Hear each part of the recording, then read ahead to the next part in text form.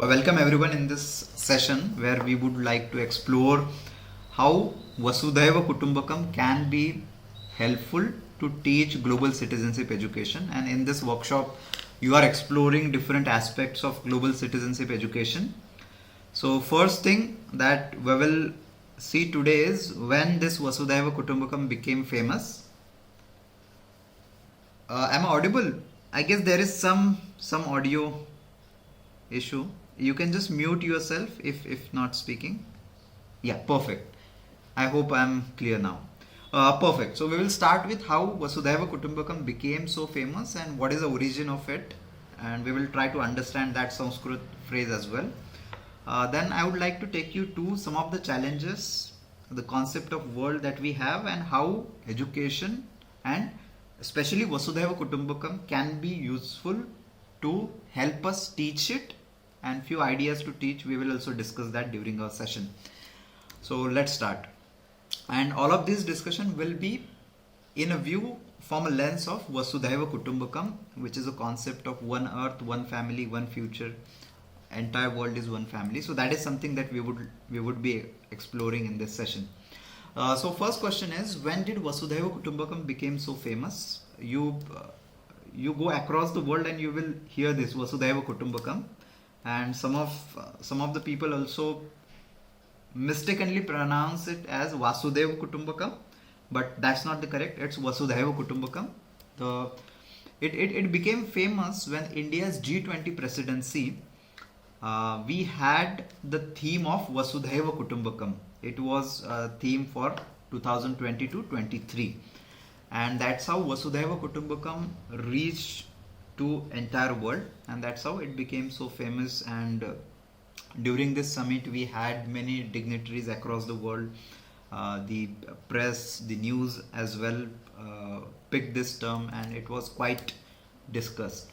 So international conference on Vasudhaiva Kutumbakam, in short, the world is one family. So this is something that Indian tradition, or it date back to thousands of years old. So that's how it became. Currently it's famous, so you might have heard it from all let's say in media or from ministers and all.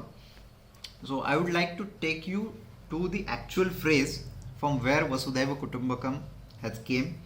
I would have loved to discuss this with you, but due to audio issue I'll not do that. But the one Subhashita or one Sanskrit phrase from which Vasudhaiva Kutumbakam is taken, and I'll share that on screen. So there are two references, which is first is the oldest one, is from Samveda Maha Upanishad. So the shlok is as Ayam Nijaha Paroveti Ganana Laghu Chetasam Udara Charitanantu Vasudhaiva Kutumbakam. So this is the entire shlok, and from which the last two words, if you can see, that is a Vasudhaiva Kutumbakam. This is the term that we have picked up for this discussion.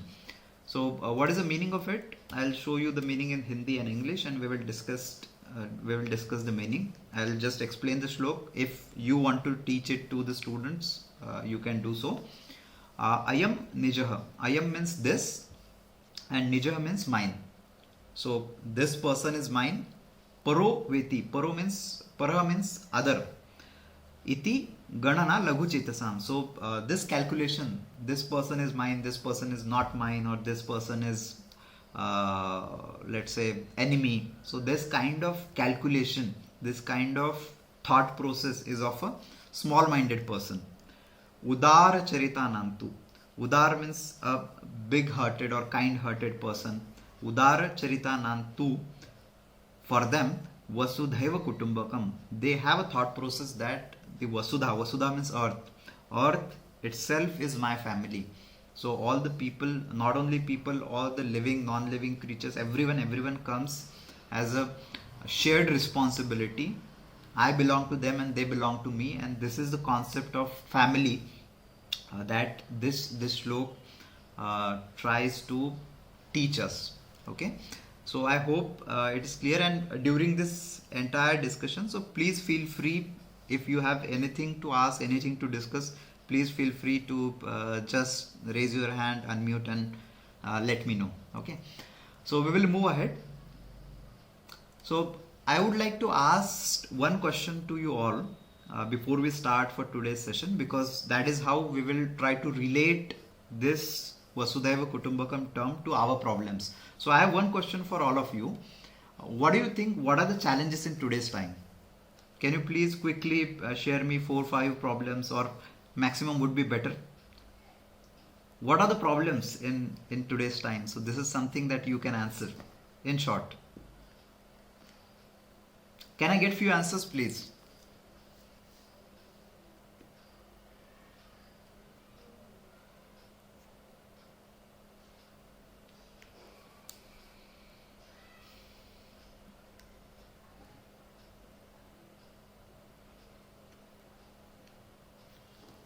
Yeah, please.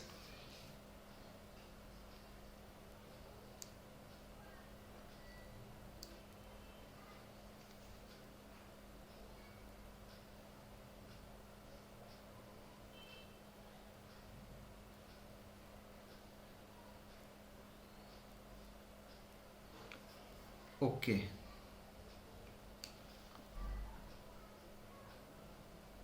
All right. So I'll quickly move ahead then. So, what I would request everyone, so please just thought about what are the problems, what are the 2-3 major problems that you can think of. Just think your mind, just have a thought about it, and I'm very sure, I hope everyone has done that. So few of the problems in the world that you can see or you can appreciate. So I'm sharing some of the problems on the screen, and it may be many more than this, but all of us can agree that the climate change is there, or environmental destruction, pollution is there, wars, social disharmony, tension between nations, geopolitical tensions are there, resource scarcity, whether we talk about food, energy, water, many of the resources that we have, and n number of problems. And last but not the least, the problem of education. How do we teach, how do we prepare the young kids, future generations, so that we can handle the dynamic world situations that are arising? So agree, all these are the problems. I hope you are also with me till this time. Problems are there. So what are the solutions? What are the different solutions with which we can solve these problems? And one of the solution that we will try to see is education, because we all work in education sector. So how education can support it, and with Vasudhaiva Kutumbakam as a way of teaching it, how can we achieve the solution? So one thing I want to share is the concept of world is very different for different people, and I would take one example and then we will discuss it further. If I ask you, what is the concept of world for a 2 years old child?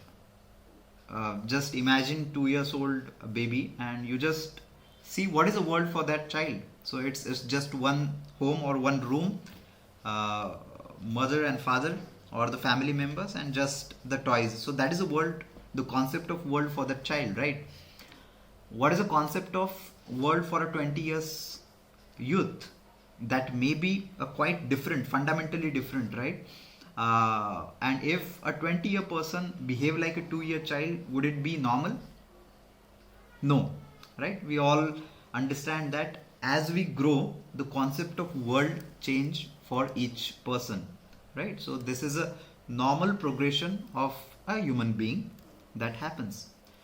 So education, how I see it is, education is a progressive expansion of consciousness of person. If we say we are educated, so our consciousness should be progressively expanded, so that we can also appreciate the issues of other person, we can also understand, right? And on the screen you will be seeing one graph, one image. On x-axis it's time. So I hope you can see the details also. If not, I'll just highlight it over here. Just a minute. Give me 1 minute. Laser pointer. Yeah, perfect. So on the x-axis you can see the time, and as we go further in the time, so let's say it's a next week, near, then next few years, one lifetime, many lifetimes, maybe children's lifetime. This is how we move in the x-axis towards right. On an y-axis, it's space. it's a vicinity. Let's say in near, you only care about your family or your society, then your business, city, neighborhood, then your nation, your country, and then the world, right? So as we go upward, for most of us, for most of the normal human beings, what concerns us, what problems that we face are mostly towards bottom left side. Means it's always about family, it's always about people who are near to us, family, friends, and we only care about next few weeks, next few months, and best of the best maybe for next few years. And that's truth for human beings. But one very interesting observation from this graph is, all the people across the world, you pick any prime minister, president, or any normal human being, everyone has problems, right?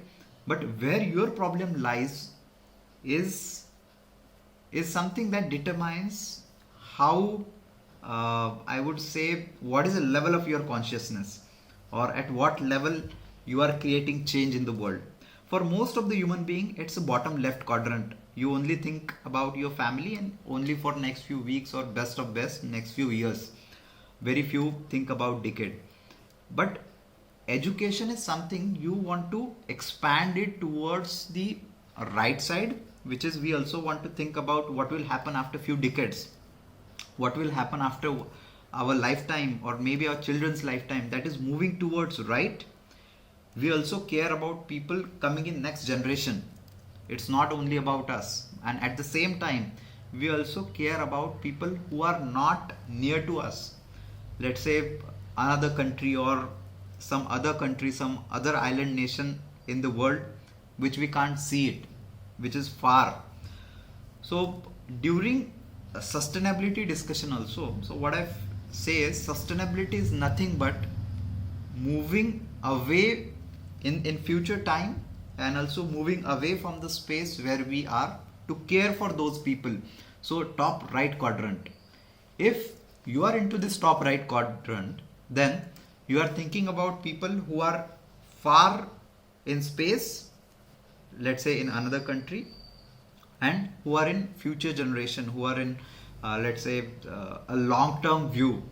And that's how sustainability is, and that's how the purpose of education should be, to move people from bottom left quadrant towards the right side, towards top right quadrant.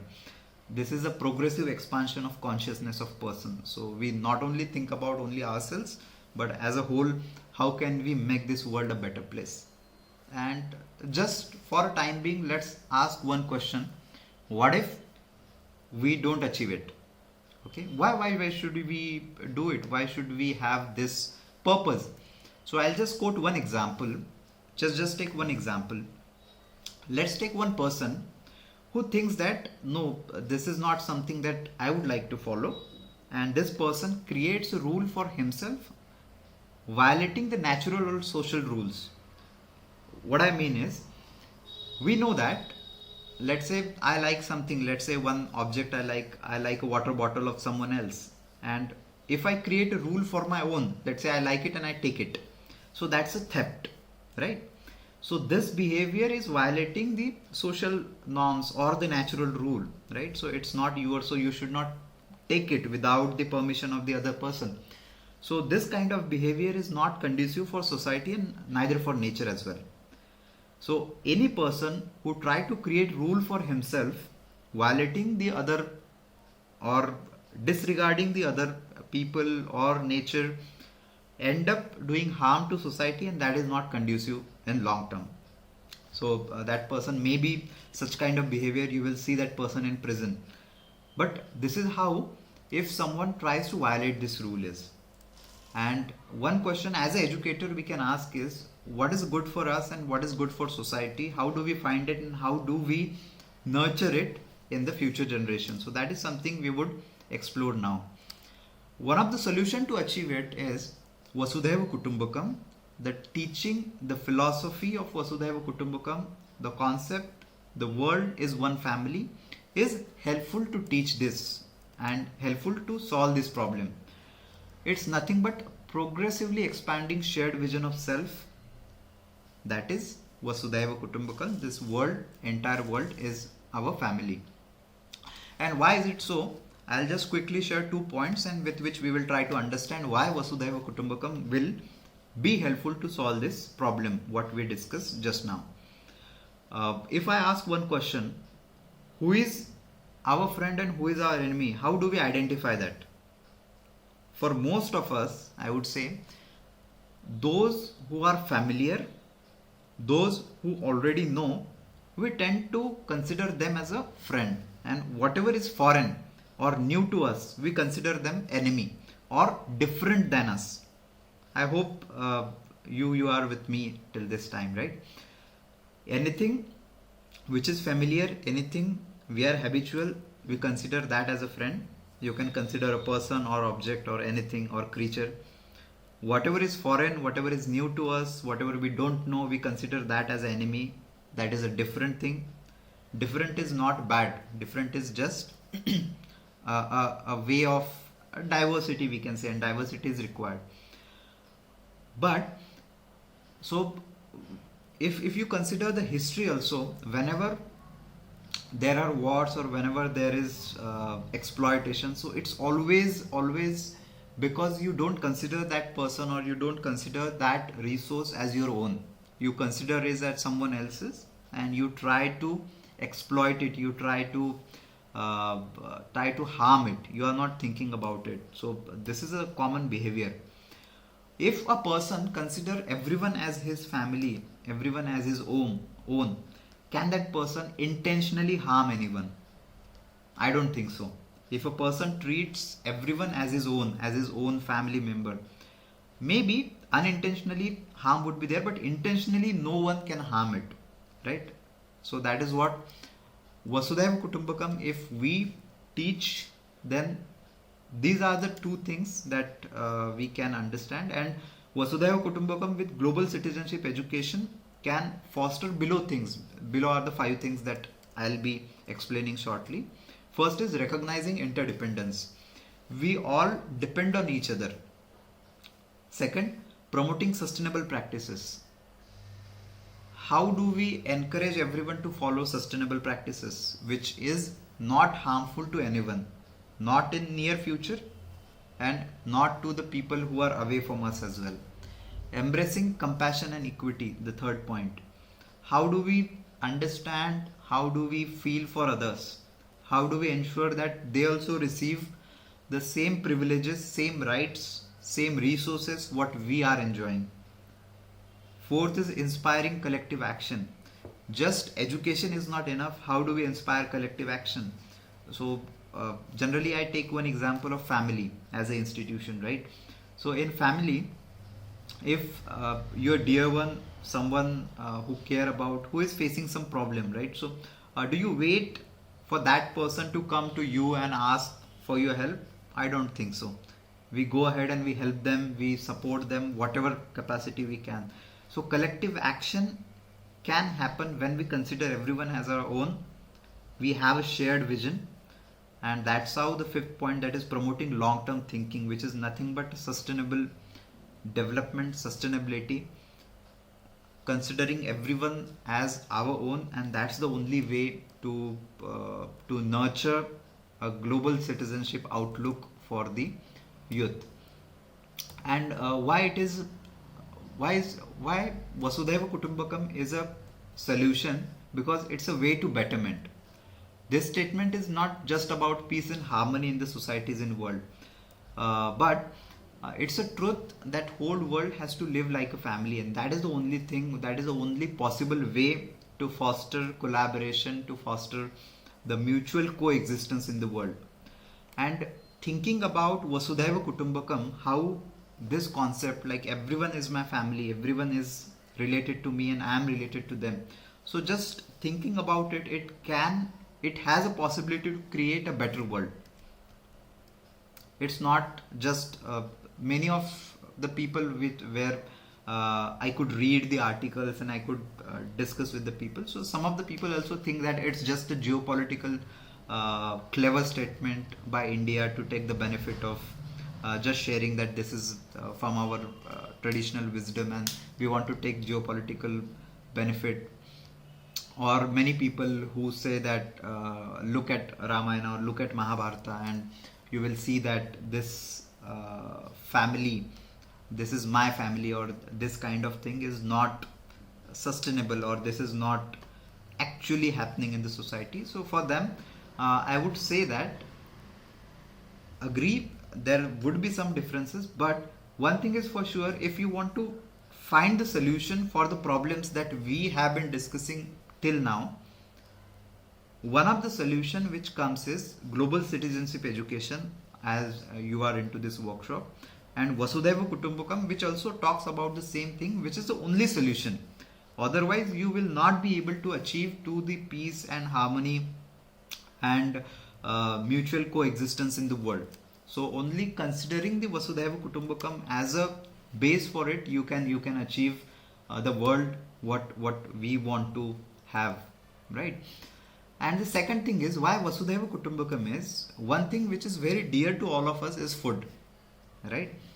So if you just consider food also, which is a common point for all the people across the world, the false security of the modern technology, like most of the new generation or people from metro cities, they think that food comes from the mall or just the supermarket. So that's not true actually. While preparing our food, it's not just coming from the shop, it's coming from at least 150 million kilometers away. There is a sun, and who is a primary source of energy for all the plants and all the food that we have, right? So if we think about it, we are not in some isolated place. Every one of us, whether we like it or not, whether we are aware of it or not, we are a part of this entire fragile ecosystem that we all are dependable and we are responsible for. So it's not like we are self-sufficient. Every creature, everything on this earth is interdependence and interdependable. So we have to understand that interrelationship of all of us. And most of us might have heard in the news also, right? So there is one species going extinct. So just wanted to share that it's not just only about one species, but with one species there are multiple harm that are to come in future for the nature. So instead of just having an ego standpoint that all these resources are just for human being or for just us to exploit, but understanding, having a humility that we are also a part of this entire ecosystem, and it's not only about us, but it's in a best interest if we also understand, if we also care about all these ecosystem, and if we support it, then we can definitely improve the overall system and also for improve us as well. Yeah, so with this basic understanding, so I hope you are exploring different tools or different activities how to teach. So these are some of the activities that I am listing over here, and I would love to discuss this with you, how we can teach the Vasudhaiva Kutumbakam concept to the youth, and these are some of the suggestions that we can discuss. So first is common human experience, connecting with students from different geography. And why I'm saying so is I was registered in last year to one of the program called as Common Earth. Their program name is Common Earth, where they teach about climate change and systems thinking. And what I thought was, it was one of the best way to understand how people from different geographies, like that program was from Canada, and they had people from across the world like USA or Australia, from India, from Bhutan, from Nepal. When you connect with all those people from different geography, you understand that we all have a common human experience. We all share joy, we all share sorrow, we all share hope, which is common to all of us. Just external surrounding might be different, the weather might be different, the technological advancement might be different, the economies might be different, but we have something in common Though with all these differences, there is something in common. Connecting with people from different geography, I guess, is one of the best way to teach Vasudhaiva Kutumbakam. Second is thought experiments, putting oneself in the shoes of others, giving student thought experiment, or maybe sharing life stories. This is one thing. Mindfulness, quiet time. This has been in Indian tradition system that we will have some quiet time before learning, before any important activity.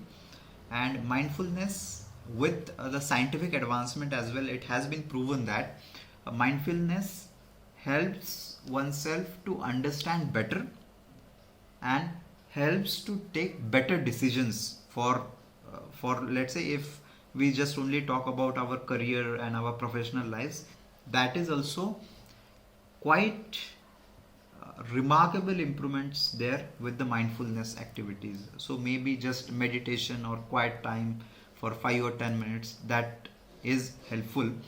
And there are many schools in India also, so which are trying and exploring this way. I know of, there is one school which tried mindfulness activity, that is meditation for the students.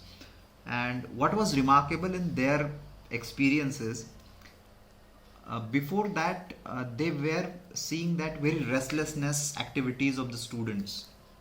This is a quite observation for most of the school, and right from director this was the intent, and they started short 5-minute 10-minute meditation as per their classes.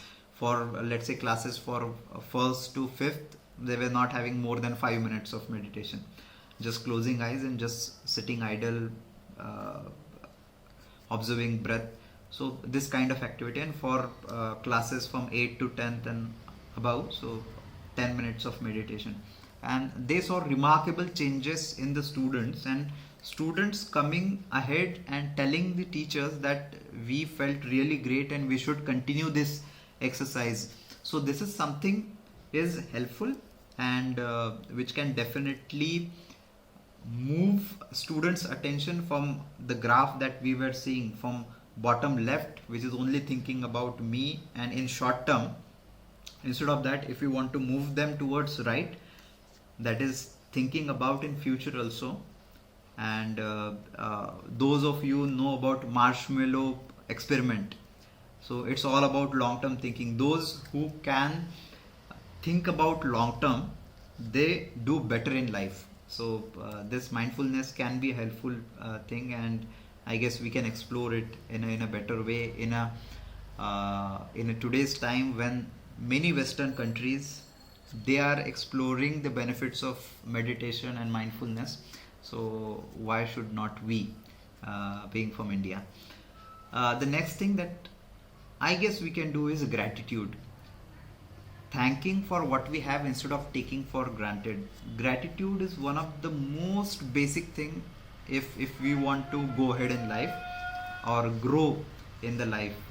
Taking for granted, that is everything that is there, which is for just for my consumption or my use, and I am entitled to all these achievements. This is one of the problem which creates, we can say, small mind.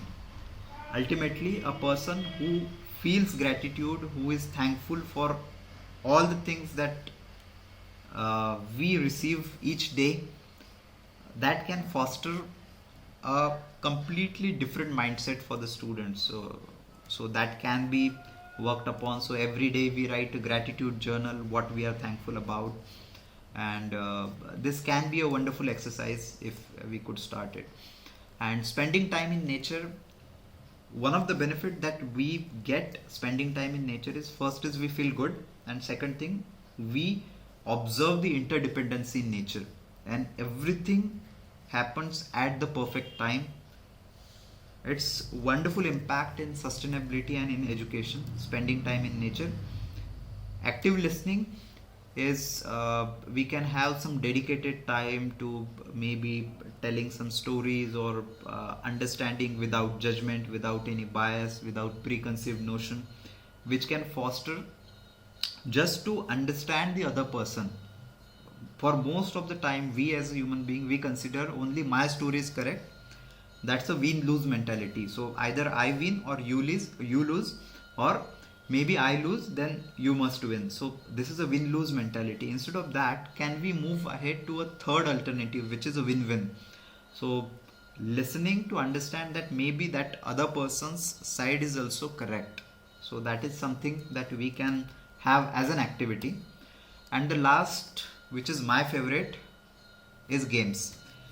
Games, activities, students can enjoy these things, and at the same time we can teach some meaningful things to them. So this is one of the best, and one thing that whether it's a child or adult, everyone enjoys games. So I'll just share one example with you all, just to demonstrate which are the different kind of games that you can explore. So I'll share my screen with this one riddle. Yes, so this can be a check-in activity also. I'm not sure, it's not visible, right? Just a minute. I'll share this then. Perfect. So I hope you can see on the screen. So this is a game of triangles, and I'll just demonstrate what do I mean by games when we teach Vasudhaiva Kutumbakam. So this game is taken from the book The Systems Thinking Playbook for Climate Change, a toolkit for interactive learning. And this is from one of my idols, Dennis Meadows, who has also one of the pioneer in climate education, who wrote the book Our Common Future in 1972. So this is a wonderful book. You can refer it to have different games and different activities which students will enjoy. And I'll just demonstrate one activity in this limited time frame and limited capacity that we have. So this is activity for all of you. Please look at this figure on the screen. This is made from 9 small triangles. Okay. So my question is, how many different triangles are formed when these 9 small triangles are connected? This is a question for you all, and for which you have 1 minute to answer.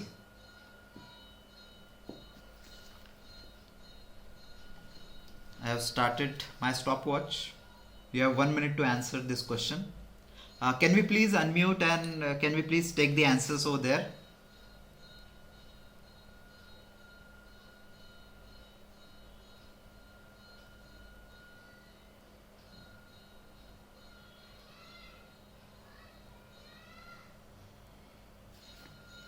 $50.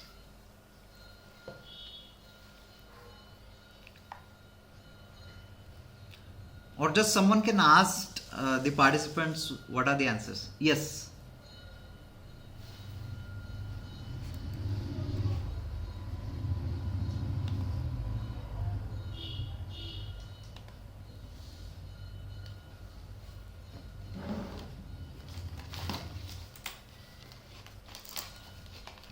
Can I get few answers? Or if we can't connect, you can just collect the answers from the participants and just let me know, so that we can move ahead.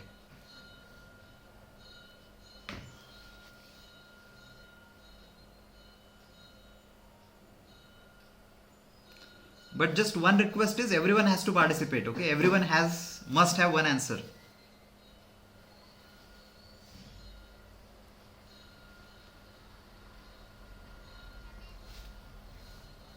Okay.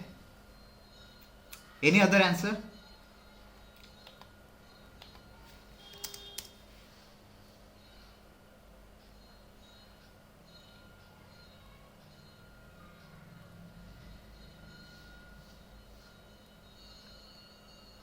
Do we have any other answer? Or everyone is saying 13?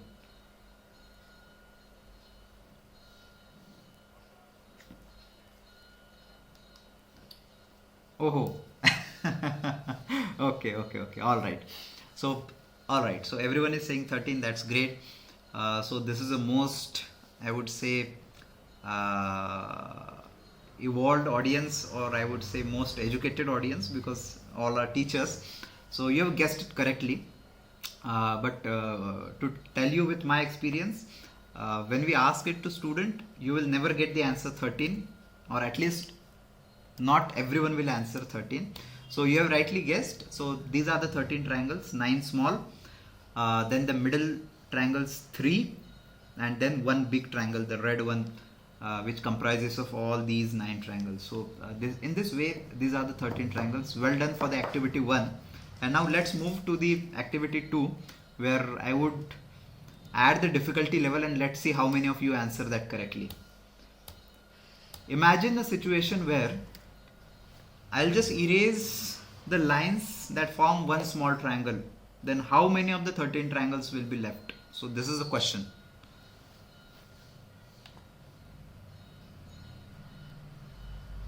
Now let me know, what is your answer?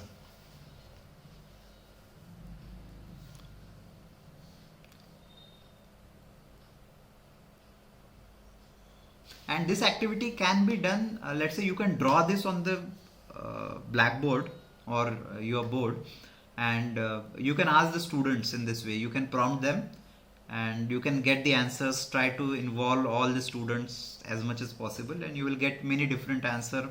You can write them on the board. So let's say what are the different answers are coming, and then you can have a discussion. But now I would like to have some of the answers from you. If you erase the lines that form one of the smallest triangle, how many would be remaining?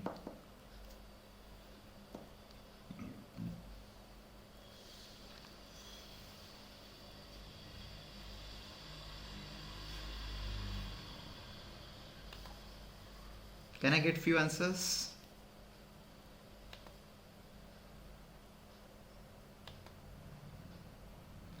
Yes. Okay, I can see few hands on the screen. Okay, few are saying 9. Everyone is saying 9.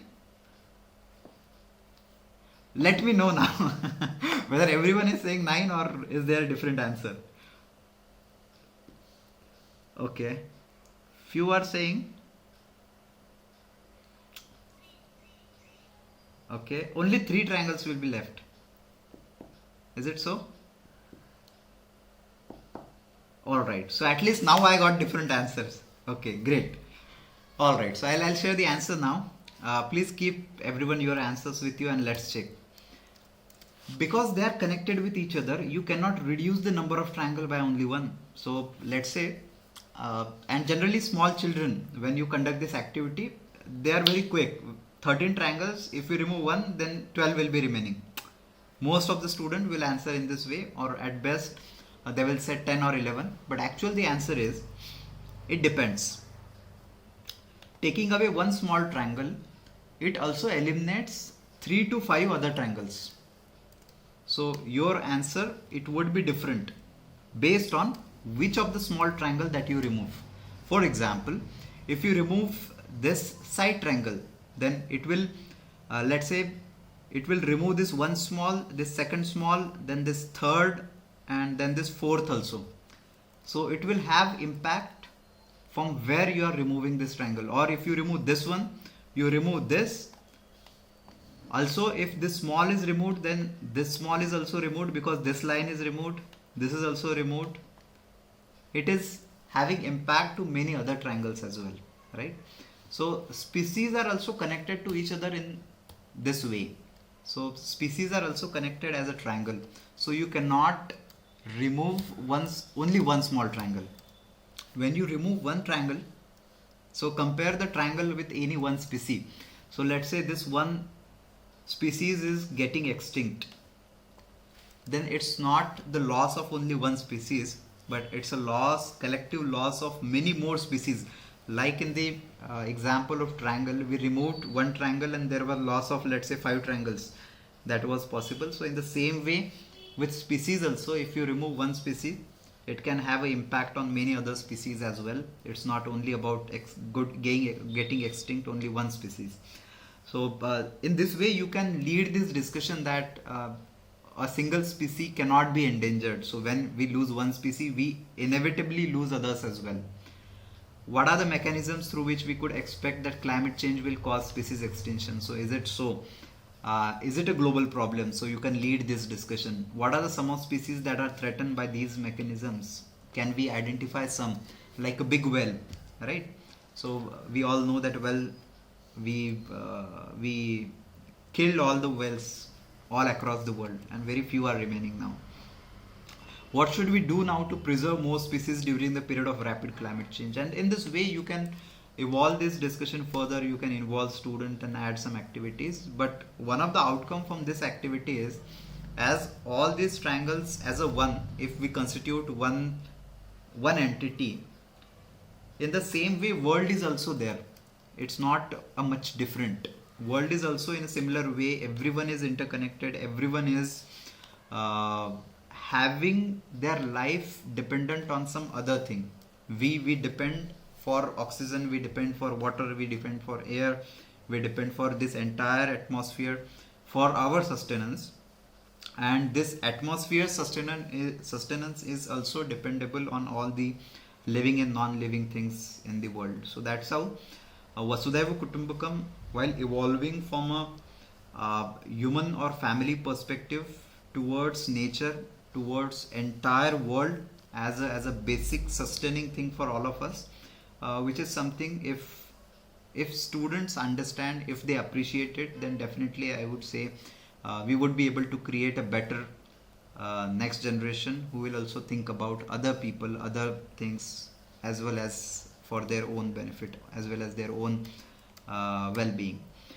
All right, so this is it from my side, but the entire purpose of this session was to clear why for Vasudhaiva Kutumbakam for you all, and I'm very sure if why is clear to you, you will definitely be able to find how to teach a lesson, how to reach a destination, how to explore the uncharted territory, how to find a problem to your riddle, and how to become a person you want to become, or whatever you want to achieve. So the purpose was to clear the why, so that as you all are being teachers, so you will definitely find the how part which will best suit for your purpose, and you will be able to teach it to the children.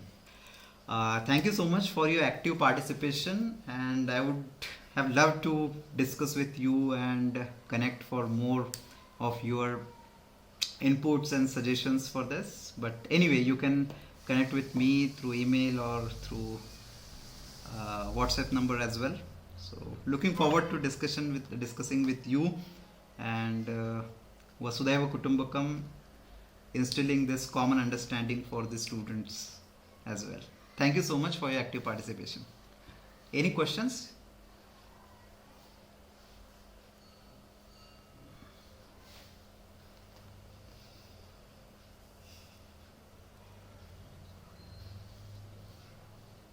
Sure. Yeah, good morning.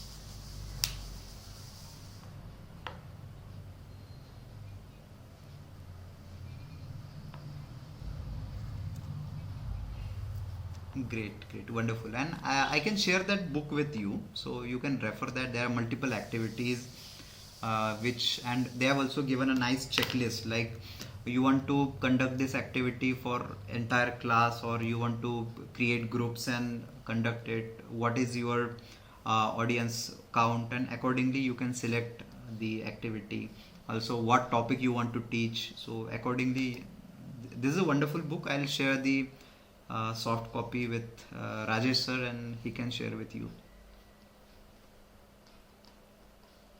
Thank you so much for your input.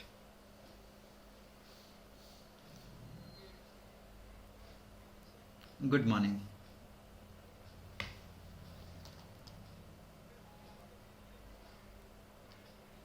Mm-hmm. Mm-hmm.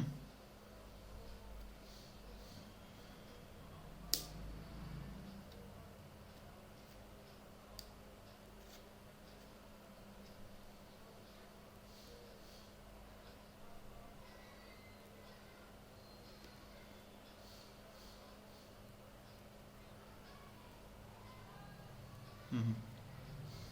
Right, right. So what I understood is your question or query is regarding how much is practically doable by a student, right?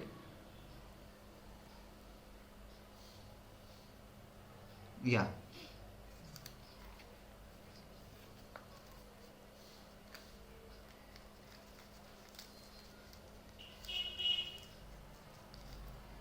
Mm-hmm.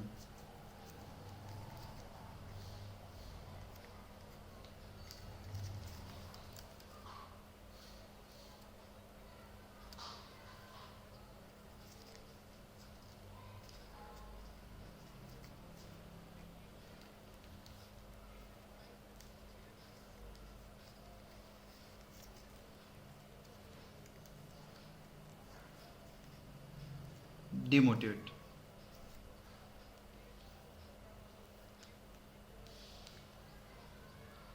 Correct, correct, correct. And what I feel is, the world start with us. The change start with us as a human being at a personal level. So nowhere we will say that you sacrifice everything for the sake of your family or for the sake of the world, because world is one family. That is what we are teaching them. So it's not always like you have to leave everything and you have to, let's say, become an ascetic and you have to help the world. That's not there, and it's not possible. It's not practical also. But what is practical is what I was saying about win-win approach, right? So we have only problem with win-lose approach. Means if I want to win, you have to lose. That's very clear mindset that most of the people, or at least the Western philosophy of business management and the process improvement. So that's how it is taken up. And in most of our education system also we see that win-lose approach is predominant. Instead of that, if we seek win-win approach, which is a third alternative, the simple question is, can we find a solution which would be better for me and better for you? That's it. Finding a solution which will be helpful for me and which will be helpful for you means entire world, entire the other person or other, uh, maybe you can keep environment or nature in the other part also. So it's not expected, it's not asked to student or for that sake any person to sacrifice everything and work for the world or work for the other people. It's not there. It's what we are only asking is, whenever you think of yourself, consider it as a win-win solution where you can improve your situation and at the same time you can help others as well, at least by not harming them intentionally. And you can start it with small activities. So this is a change of the perspective, and it will not happen in a one day. It will take a lot of time, but the small things like gratitude or the mindfulness activities that we can conduct, spending time in nature, so it will have a small effect, and gradually you will see the change. But yeah, if someone is demoralized, so I would definitely recommend them for some of the gratitude always helps. When you have some positive thoughts or a feeling of gratitude, you can never think about a negative thing. So these are some suggestions, but of course this is not a universal solution, and you need to fine tune it with your specific situation or the students with catering to their capabilities.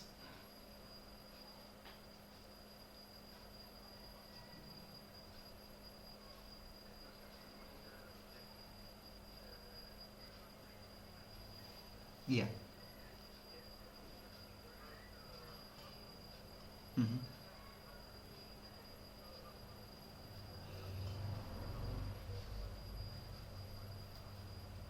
Mm-hmm.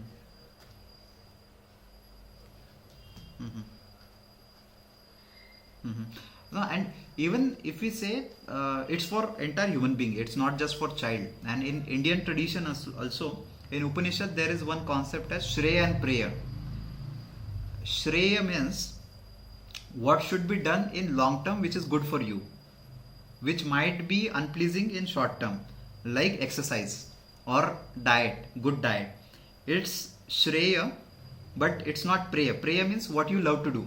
Like I love to watch television, I love to binge watch, let's say, or junk food, right? Pizza, burger, and all things. So that is Preya, means I like to do, but that is not Shreya. So Shreya and Preya is one of the concept from Upanishad, Indian knowledge system, which talks about it's always there for humanity what we should do which should be good in long term. It's not only about short term. So that is really difficult question to answer for me also, because how to teach it for small children so that they understand and we change their behavior change is very difficult thing. But what I would recommend is students having empathy, understanding the other's viewpoint, and second thing is we can teach it with small things like spending time in nature is something which is helpful, or second is means we can teach it through small things only, like saving. If a child is thinking for long term, maybe we can show them some hope, like in savings or in financial education for children we say that if you save this money, let's say whatever pocket money you are getting, if you save it, then on your birthday you can bring your let's say bicycle or video game or a tour to the zoo or whatever you want. So you can save the money and you can get it at a one time. So similar to the marshmallow experiment, if you can go through, so that is also for the same. How do we ensure that students get long term benefits instead of short term? But yeah, that's a bigger question. How do we teach it to students?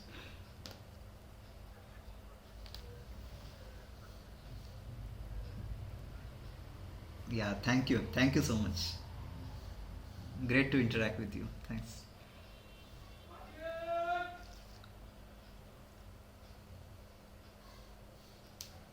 You all are wonderful teachers. You are coming with so practical and so great suggestions and questions.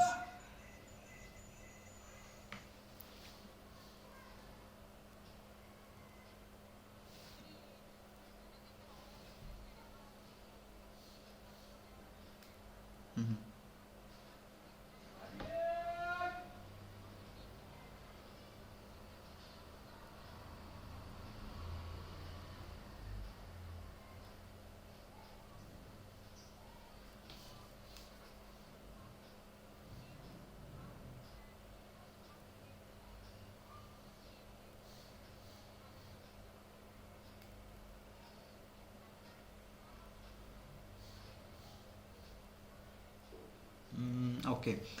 So what I would recommend is so sustainability or the global education. So that's how I see it is a change management. How do we change yourself? And this is the most difficult question that I also feel at a human level, at a individual level, and at organizational level. How do we bring about change that is sustaining? A good change.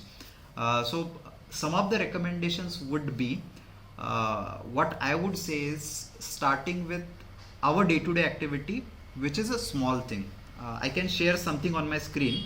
Just a minute, I am sharing that. Okay, give me just a minute.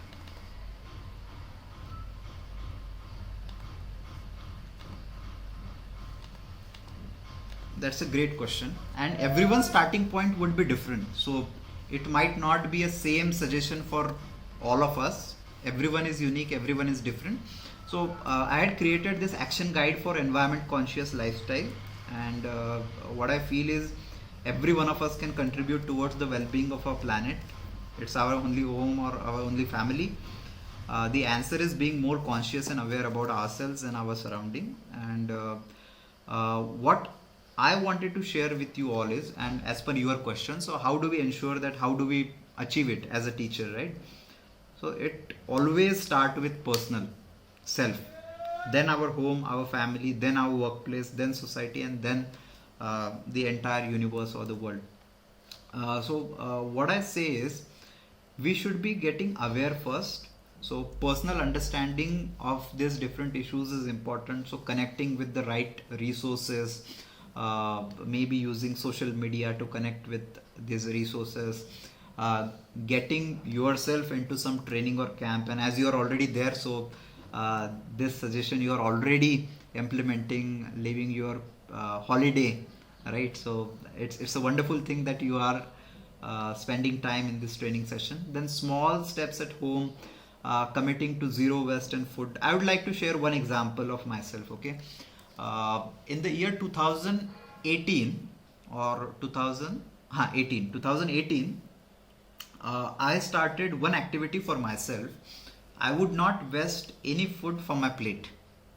Okay, so that was my commitment. So whatever I would take on my plate, I would complete it, I would finish it. So this is something very small activity. Okay, but whenever I do so in a social surrounding, let's say we are in some program and I finish my plate, everything, not a single morsel of food, not a single grain of food I'll waste from my plate, and that people see. So someone I'm just chatting about, I don't talk to them about it. Okay, I don't say that look I have done this. But when they see my plate, they ask me, oh wow, you finished everything. Yesterday also I saw, and today also I saw. So then they ask, so why do you do so, or how do you do so? So then we can educate them ki, okay, so this is my commitment and how I am doing it.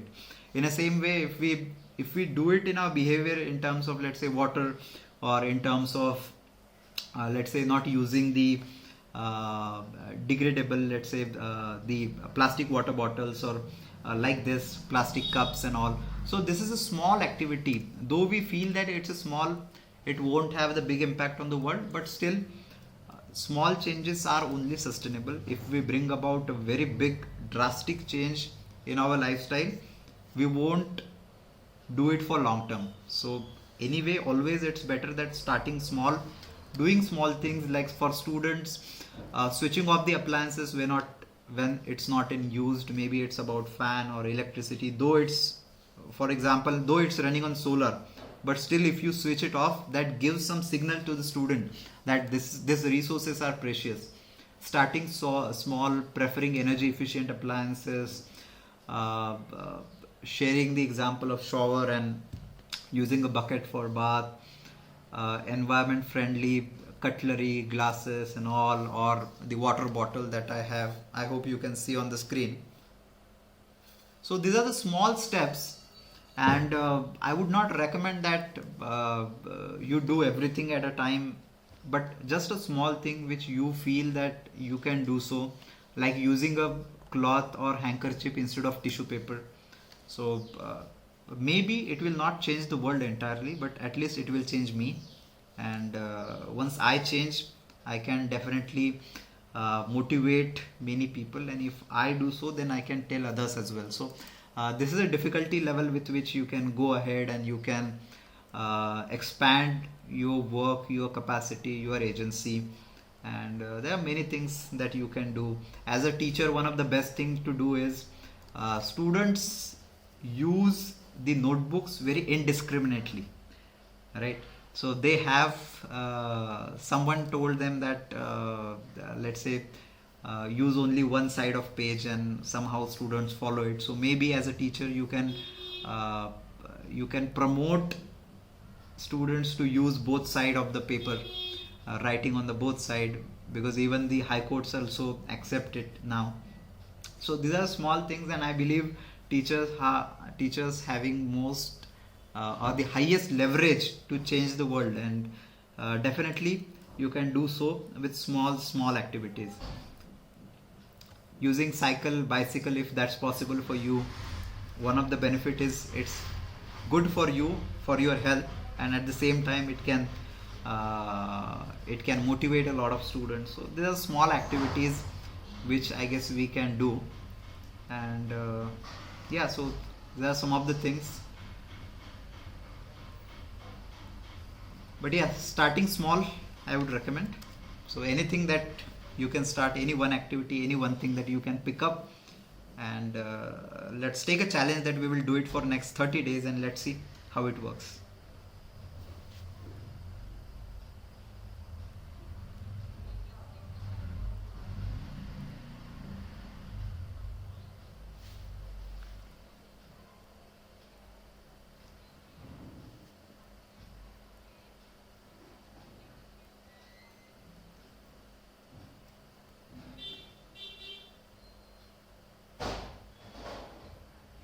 Wonderful, wonderful, wonderful.